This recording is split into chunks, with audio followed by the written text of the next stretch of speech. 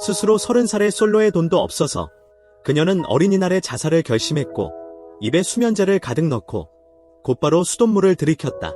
10여 분 뒤 의식이 흐릿해지기 시작했고 아파트 바닥에 쓰러졌다.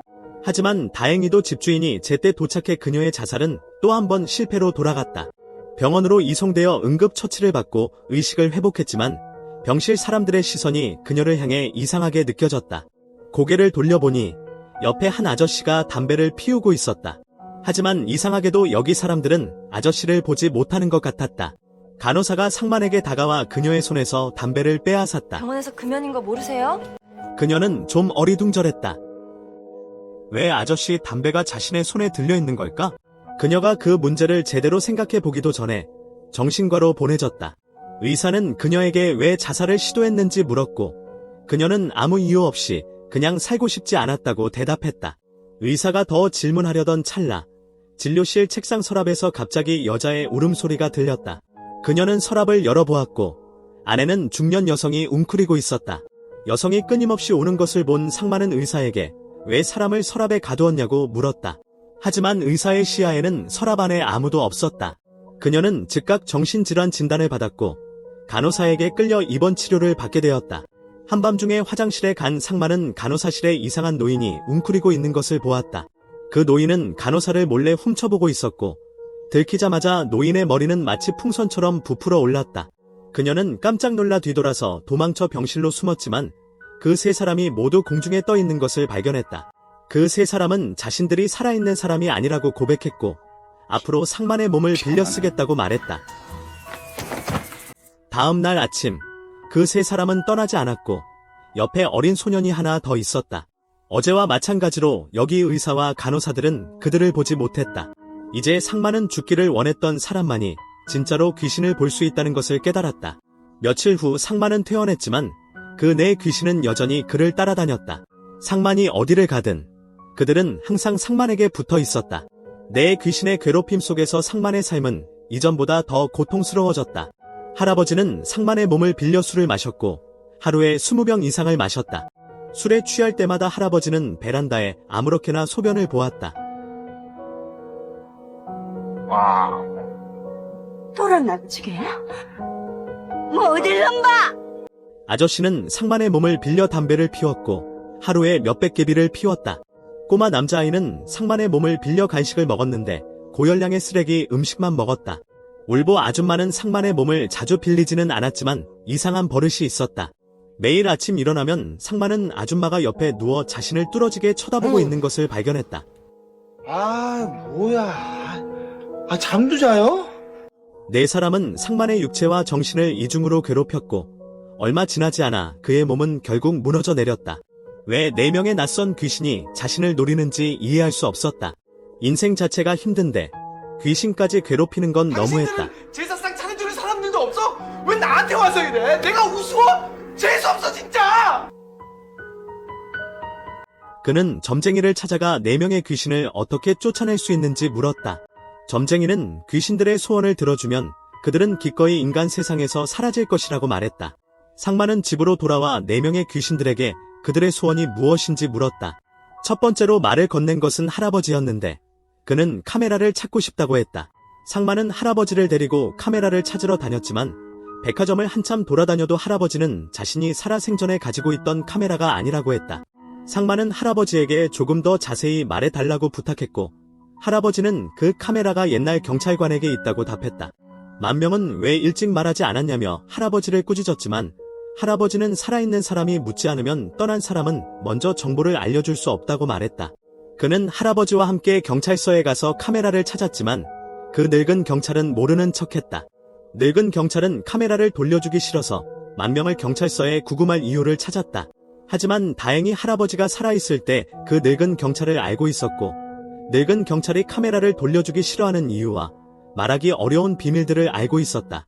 할아버지의 말로 위협하자 늙은 경찰은 결국 카메라를 돌려주었다. 사실 카메라 주인은 할아버지의 생전 친구였고 할아버지는 찾은 카메라를 그에게 돌려주고 싶었다.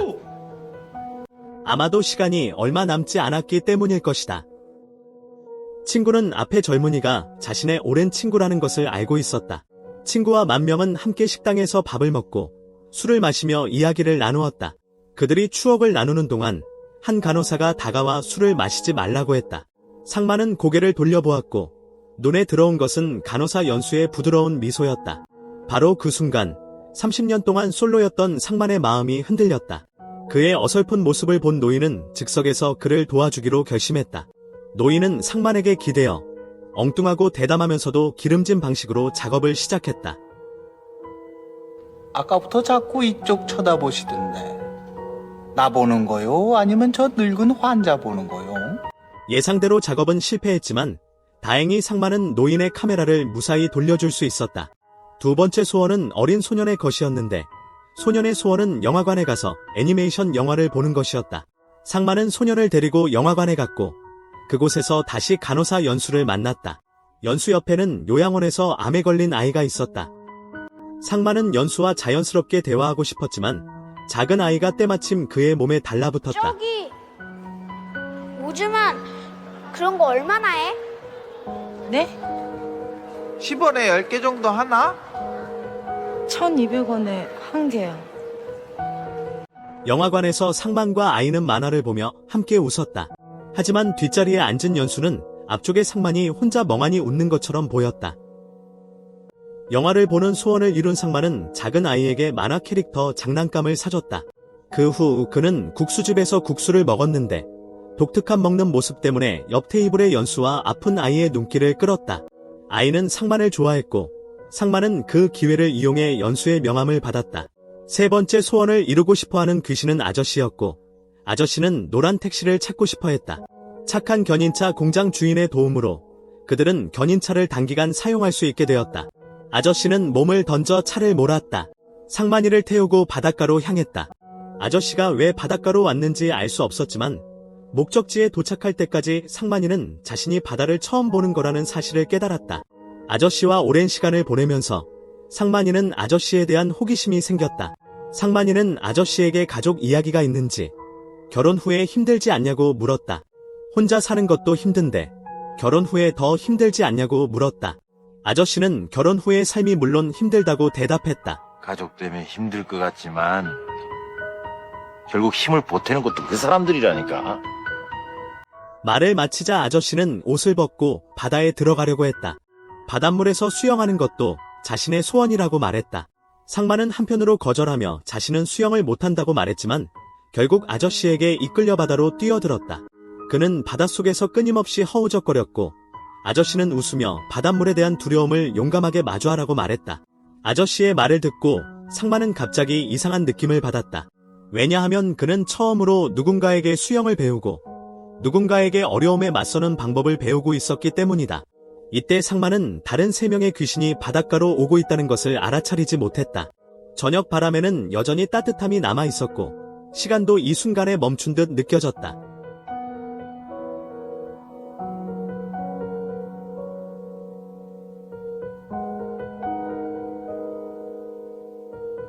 이날 수만 명의 경찰이 순찰을 돌며 차를 세웠다. 신문 끝에 경찰은 운전한 수만이 운전면허증이 없다는 사실을 알게 되었다. 그는 경찰서로 연행되었고 경찰은 그에게 직계 가족에게 연락하라고 했다. 하지만 수만은 말이 없었다. 그는 이 세상에 가족이 없었기 때문이다. 그는 당황하고 어찌할 바를 몰랐지만 갑자기 연수가 준 명함이 생각났다. 그는 용기를 내어 연수에게 전화를 걸었지만 밤늦도록 연수는 경찰서에 나타나지 않았다. 그는 혼자 경찰서에서 중얼거리며 공기에 자신의 이야기를 털어놓았다. 고아인 내게 어떻게 가족이 있을 수 있겠어? 어릴 적부터 지금까지 모든 명절을 혼자 보냈어. 정신없이 자랐고 돈도 제대로 못 벌었고 좋아하는 사람도 없었어. 내 머리는 이상해. 아무리 떠올려봐도 가족들의 모습이 기억나지 않아. 중요한 순간마다 사진으로 기념했는데 사진 속에는 나 혼자뿐이야. 나 같은 사람, 친척도 없고 쓸모없는 사람은 죽어야만 해방될 수 있을 거야. 그는 눈치채지 못했지만 그의 중얼거림은 다가온 연수에게 들렸다. 연수는 상만 옆으로 다가가 상만이 거짓말을 하는지 확인하려는 듯했다. 그는 귀를 상만의 가슴에 대었다. 돌아가는 길에 연수는 그에게 꼭 목숨을 소중히 여기라고 했다. 부모님이 건강한 심장을 주셨으니 그 심장을 가지고 꼭 잘 살아야 한다고. 그들은 슬픔을 마음껏 표출했고 얼굴에는 어느새 나른한 미소가 번졌다. 마지막으로 상만은 울보 아주머니의 소원을 이루어 주기로 했다. 아주머니는 사랑하는 사람에게 밥을 해주고 싶다고 했다. 그는 아주머니의 사랑하는 사람이 누구인지 물었고 아주머니는 그 말을 듣자 다시 울음을 터뜨렸다. 울음을 그친 후 아주머니는 그들 5명이 함께 밥을 먹자고 제안했고 상만에게 연수를 초대하라고 했다. 일이 정해지자 상만은 아주머니와 함께 시장에 갔다. 장을 보는 동안 아주머니는 계속 상만의 팔을 잡고 요리책을 보며 많은 재료를 사들였다. 어머, 이거 미나리죠? 어머, 미나리 너무 좋다. 아줌마, 이거 얼마? 밥이 다 되자 연수도 그의 집 문 앞에 도착했다. 한가득 차려진 음식들을 보며 연수는 호기심 어린 눈으로 이 모든 요리들을 당신이 한 거예요? 라고 물었다. 노인은 즉시 상만의 몸을 빌려 사랑하는 사람을 위해 매일 요리할 의향이 있다고 대답했다. 그는 연수와 함께 식사를 하며 이야기를 나누었지만 대화 도중 상만의 행동은 이상했다. 노인이 빙의했을 때 상만은 마치 바람둥이 연인처럼 행동했다. 아저씨가 빙의했을 때 상만은 마치 꼰대 같은 기름진 남자처럼 행동했다. 어린 소년이 빙의했을 때는 순수하고 유치해졌다. 울보 아줌마가 빙의했을 때는 다시 열정적으로 자신이 가장 잘 만드는 김밥을 연수에게 권했다. 만번은 수없이 바뀌는 성격 때문에 감정이 불안정한 남자라고 생각했어요. 그래서 연수는 밥을 먹다가 집에 가겠다고 했어요. 그건 만번에게 또 다른 방식의 거절이었죠. 연수가 떠난 후 만번의 마음에는 끝없는 실망감이 밀려왔어요. 연수는 그가 유일하게 친해지고 싶었던 사람이었는데 이제는 그에게서 밀려났어요. 그는 내 귀신이 자신을 방해했다고 생각했고 그들이 더 이상 여기에 있을 이유가 없다고 생각했어요. 그래서 그는 내 귀신에게 말했어요. 우리는 서로 아는 사이가 아니잖아요. 나는 더 필요 소원을 없잖아. 이루었으니 이제 빨리 이제 떠나세요. 그만들. 가줘요.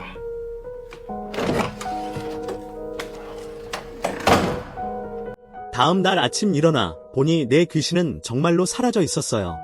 탁자 위에는 울보 아줌마가 만번을 위해 만든 도시락이 남아 있었어요.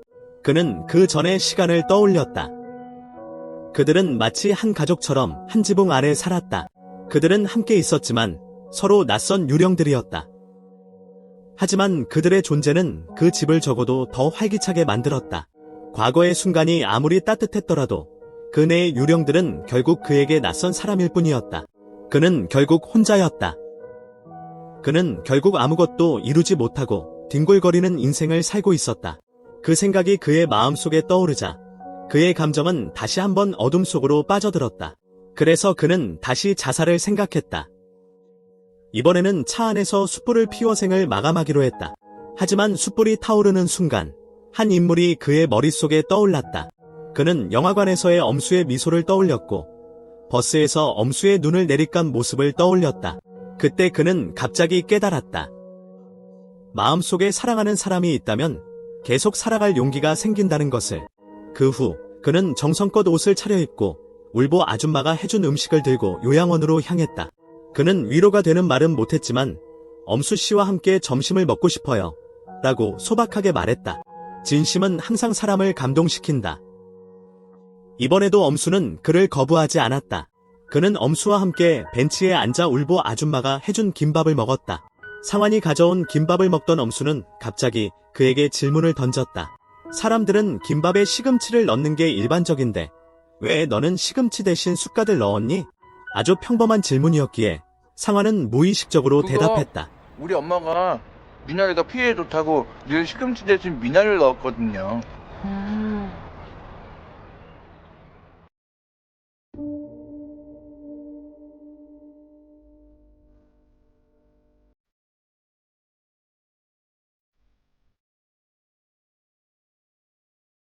미나리가 피를 맑게 해줘서 좋아.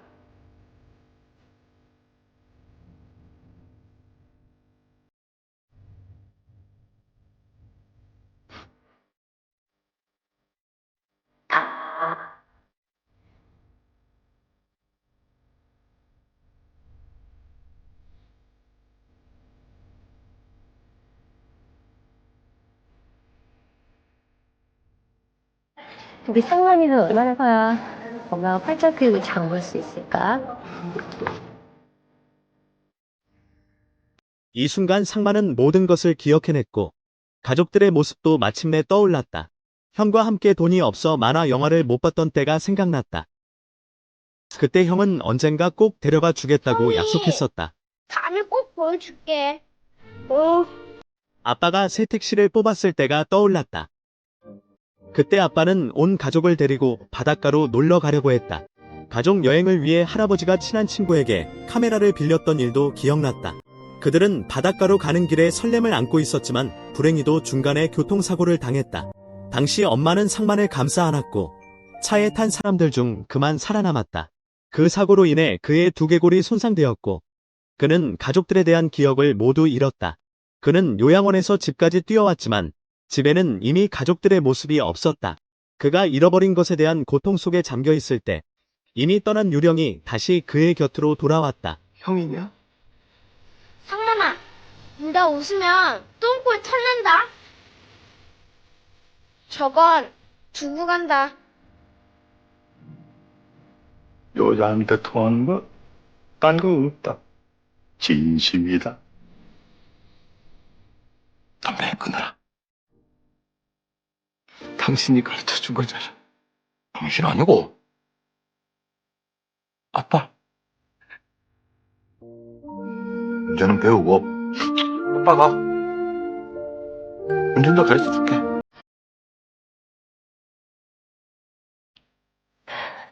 엄마.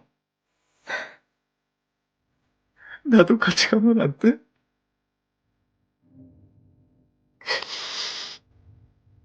엄마가 미안해. 우리 상만이 혼자 두고 먼저 가서. 살아. 알았지?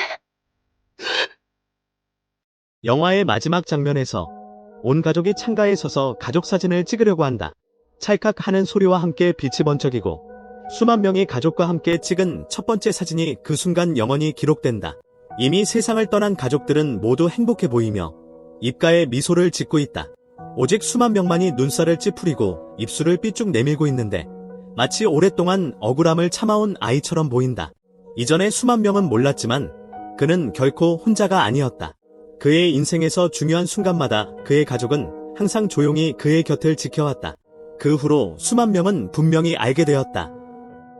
이제부터 그는 더 이상 고아가 아니라는 것을. 그를 위해 어떤 평행 세계에서 사람들이 함께하고 있고 이 세상에 새로운 가족이 그를 사랑하고 있다. 떠난 사람의 사랑은 사라지지 않고 남겨진 사람들은 그 사랑을 간직한 채 앞으로 나아갈 것이다.